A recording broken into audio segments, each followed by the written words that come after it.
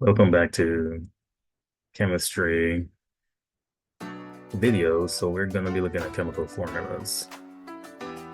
So for example, if we, well, I'll start by saying what causes students the most stress. I think writing formulas is having to remember the ions, their formulas, their names, as well as their charges. Like for example, carbonates. Right? So that's carbonate.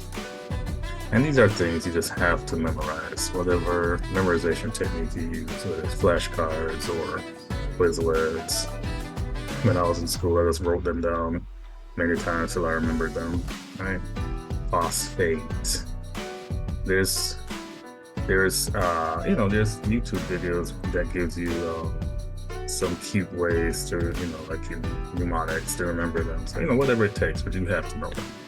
So let's look at, say I want to write the formula for sodium carbonate. So sodium is Na, and the charge is Na plus. If you look at the group, it's in group 1 of the periodic table. So that tells you that it should be a +1 charge. Carbonate is not in the periodic table, it's a polyatomic. Right? So the charge there is 2 minus. So there's a quick and easy way to know the formula is we call it, so this, could have says +1. We call it the crisscross method. So the sodium gets to 2 and the carbonate gets 1. So we get Na2CO3. So mathematically this works, right? This is not magic, because since carbonate, let's draw it like this. Carbonate is 2 minus. I need 2 sodiums to balance a 2 minus charge. So 2 plus and 2 minus gives you a net charge of 0. Right? So this crisscross, I call it crisscross applesauce method, works. Now, where it could potentially trip someone up is if, let's say, we have calcium oxide, right? Calcium oxide. So calcium has a charge of +2 because it's in group 2 of the periodic table. Oxide has a charge of 2 minus. It's in group 6. And those nonmetals in group 6 have a -2 charge. So we can do our crisscross method, but then it's going to potentially give us the wrong form. It's going to give us Ca2O2. We can fix this because we can divide by the smallest number, all right, which is 2 in this case. So we get CaO. So this is the correct formula for calcium oxide. Right? So the crisscross method works, but if you have numbers that are multiples of each other, you just have to divide the smallest number. So now let's look at something like lead 2 sulfates. What does that 2 mean? And we use Roman numerals here. That 2 means lead has a +2 charge. And sulfate has a 2 minus charge. So I have +2 and 2 minus, so it's just a 1-to-1 ratio, so we don't need any more subscripts. If we try the crisscross method, right, again, we're going to have Pb2SO4 2, which we can divide by 2, both by 2, we get PbSO4.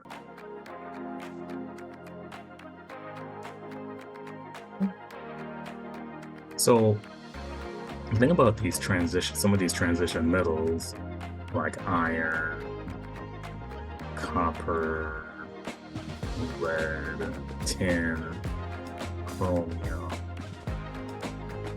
mercury, and there are others like titanium, I believe. They can have more than one charge, right? So for example, iron can be +2 or +3. Copper +2. I'm sorry, plus or +2 plus, right? So you have to, again, these are things you just have to memorize, make a list of the ones that can have more than one charge. So for example, if I see this formula, Fe2O3, I know it's an iron oxide, but I don't know which one it is. So I have to do a little investigation. So I have 3 oxides. So O2 minus, essentially I have 3 of those, and I have 2 iron. So in order for, so this is, so you can think of it as a -6 charge for the oxide. What charge does my iron have to be in order to balance that? It's -6. So 2 times what gives me a +6? That's 3 plus 3, or 3 plus. So that's +6, and we get our balance. So now when I'm writing this, I say iron 3 oxide. Okay. Iron 3 oxide. So I can't just say iron oxide because it could be iron 2 or iron 3. Likewise, if I look at this formula, copper sulfate. Now I know sulfate is always going to be 2 minus. So what does copper have to be in order to balance it? So this is 2 minus.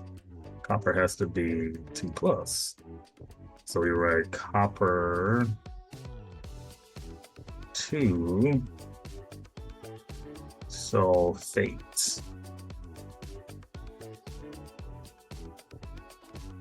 And that is how you address your ions that can have multiple charges. So let's look at molecular compounds.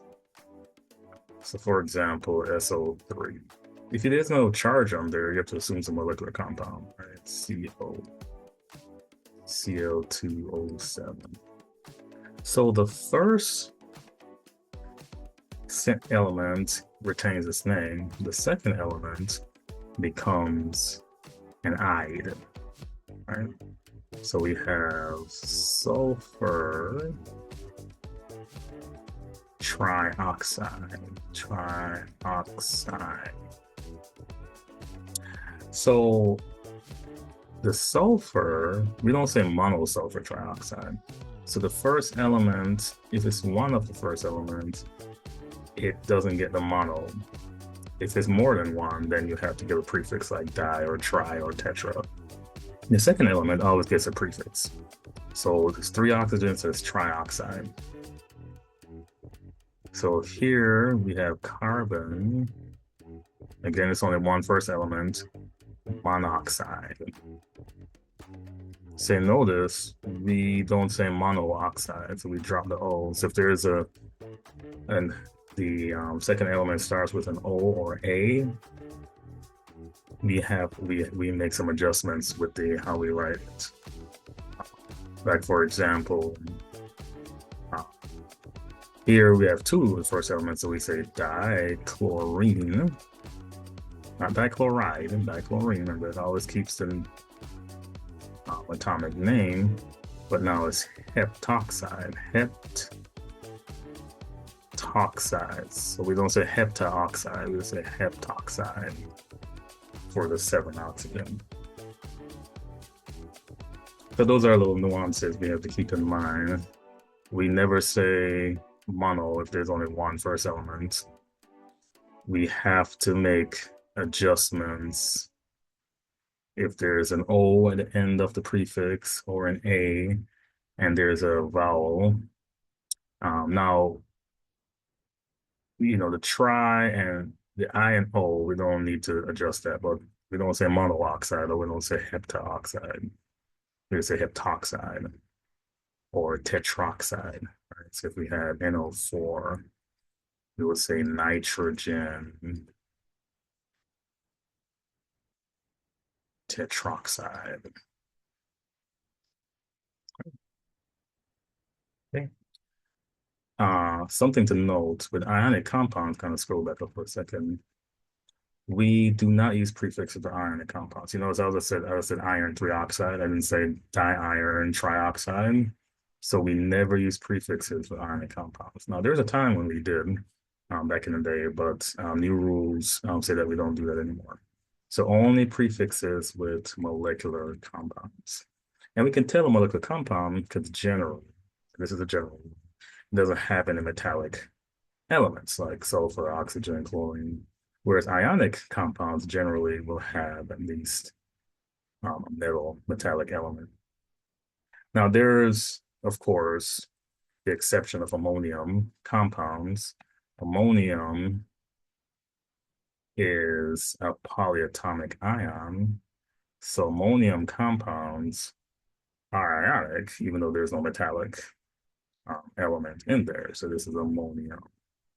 So that's one exception you'll see, and there are several others, but in at the general chemistry level, ammonium is that, and the total in this world that should be a nitrate. Excuse me. It's really easy to make mistakes when you're writing formulas. You have to double check your work. Nitrate. Ammonium is +1, nitrate is -1. That's why it's a 1-to-1 ratio. We don't need parentheses. Now, what about if we have parentheses? Let's say ammonium phosphate. Ammonium phosphate. Ammonium, as we saw above, is Na4 plus. Phosphate, what's phosphate? Think about it for a second. 3 minus. PO4 and 3 minus. So if we use our crisscross applesauce, so NH4 there should be 3 NH4, but we put the parentheses. And we don't expand the parentheses like we do in math and multiply 3 by the 4, the n by the 3. We don't do that. And then phosphate gets 1. So it's NH4 3 PO4. So that's how we deal with chemical formulas.